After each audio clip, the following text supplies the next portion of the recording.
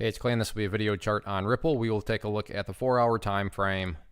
Real quick, what do I mean by 4-hour in case maybe you're new to charts? Instead of each one of these candlesticks here representing 1 day's worth of price action, which is what you would normally see, each one represents 4 hours. So while this here may look like a few weeks worth of time, it's just the past several days broken down into 4-hour time slices.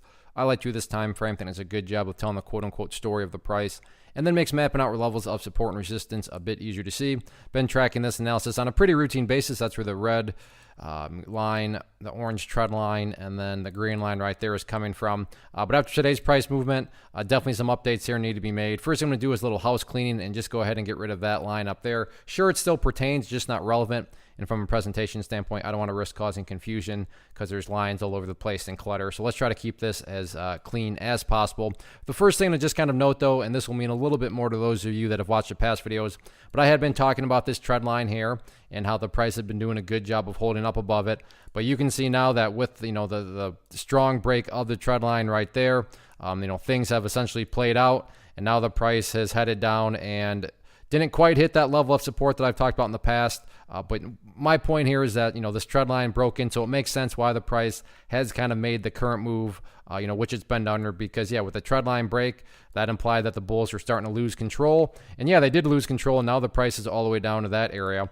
And quote unquote, that area is being defined as 42.5 cents. If you've watched my past videos, then you've heard me talk about this time and time again. But that's definitely the initial level that you need to be asking yourself about. What do I mean by that?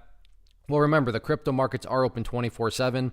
So if you're watching this video 15 hours from now, the first question that you need to ask yourself is, okay, well, where does the price stand relative to 42.5 cents? Now, if the price is still above it while you're watching this video, then that's a great sign. That implies that, this current downwards move really hasn't spun out of control anymore, and that the price is essentially still just consolidating at that point in time. Like I said, if it's above 42.5, that implies that the price has either gone sideways or, who knows, maybe even headed up a little bit. But that's what you want to see. Right now, top priority is all about, where is this current downwards move going to stop? Now, if you're watching this video and it's down below 42.5 cents, that would imply that the bears are just picking up that much more strength. So in that situation, I didn't realize that.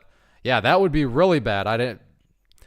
Why do I say that? Well, let's go through the history of the chart. That's essentially as low as it's been in a long, long time. So there is a low there, there is a low there, and right now that's where the price is, finding some support. So if you're watching this, like I said, 15 hours from now and the price is actually below 42.5 cents, that's a very big sign of power on the bearish part, because as you can see here, that would literally be putting the price, down as far as it's been in a very, very long time. So 42.5, definitely that very important level. So where does the price stand relative to 42.5? That's the question that you're going to need to ask yourself. If the price starts to bounce at all, the key level of resistance to keep an eye on is going to be that purple line right there, the 50-period simple moving average.